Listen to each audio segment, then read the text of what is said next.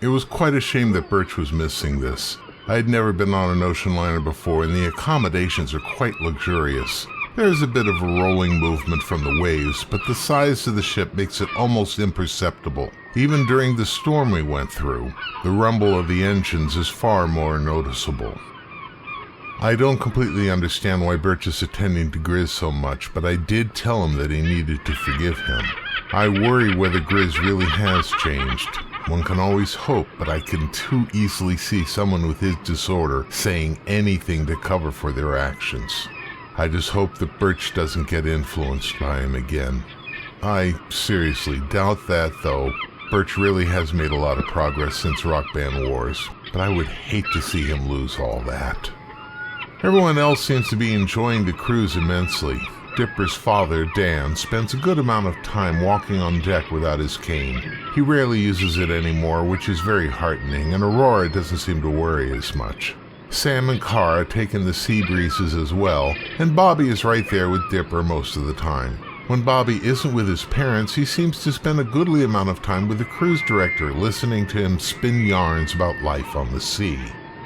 The ship was sailing close to shore near Florida, and had actually stopped to allow a few of the passengers to take one of the excursion boats out to do some scuba diving. I wish I could learn how scuba diving worked. Looks really cool. Yeah, swimming underwater and seeing all those old sunken ships? That would be neat. There are plenty of them to be seen around here, to be sure. Some are centuries old, some only months. It does seem a shame at times that they leave them down there. You can't raise a ship once it's sunk, Uncle Star. Oh, on the contrary, some have been. Usually for salvage or purely sentimental reasons. Wait, they can raise a ship that's been down there for centuries? Oh no, by then they've rotted to the point it isn't possible. But newer ships now. Why, you seal up their hole, pump it full of air, and it will rise from the bottom like a cork. But why bother? Seems like a lot of work. Well, as Quinn said, some companies make a living raising ships and selling them. Others have done it simply because they love the ship and don't want to see it lost. Some may do it simply to prove it can be done. Why, it takes a special soul to do the work. Like many things in life, the truly successful man is the one who gets sunk, then rises again.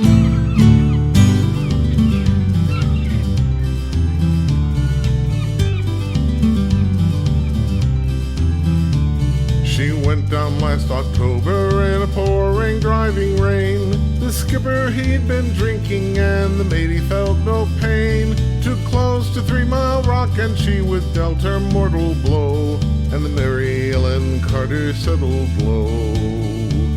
There were just us 5 aboard her when she finally was awash.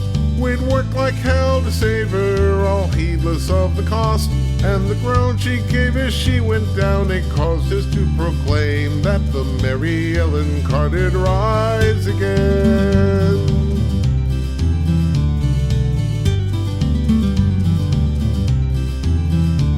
Well, the owners wrote her off, not a nickel would they spend. She gave 20 years of service, boys, and met her sorry end. But insurance paid the loss to us, so let her rest below.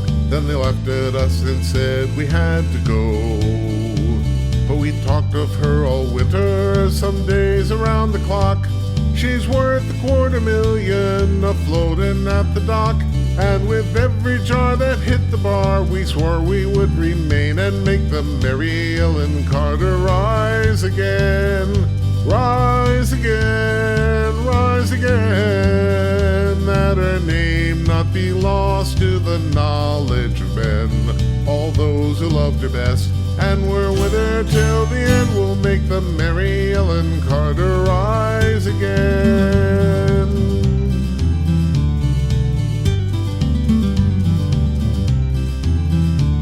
All springtime we've been with her on a barge lent by a friend. 3 dives a day in a hard hat suit and twice I've had the bends.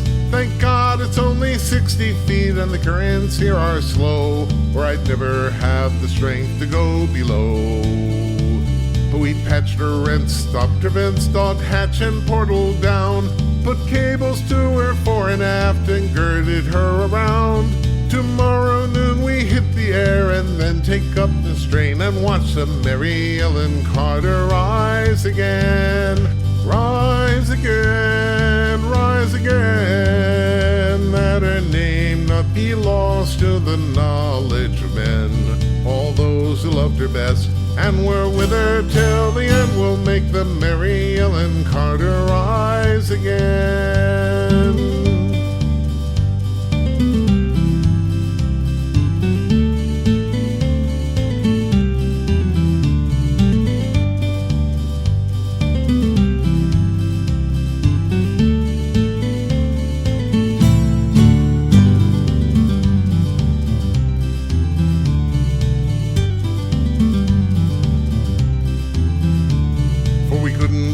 There, you see, to crumble and to scale. She'd saved our lives so many times, living through the gale, and laughing drunken rats who left her to a sorry grave.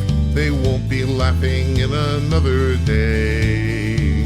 And you, to whom adversity has dealt the final blow, with smiling bastards lying to you everywhere you go, turn to and put out all your strength of arm and heart and brain, and like the Mary Ellen Carter, rise again, rise again, rise again. Though your heart it be broken and life about to end, no matter what you've lost, be it a home, a love, a friend, like the Mary Ellen Carter, rise again, rise again, rise again. Though your heart it be broken and life about to end, no matter what you've lost, be it a home, a love, a friend, like the Mary Ellen Carter, rise again.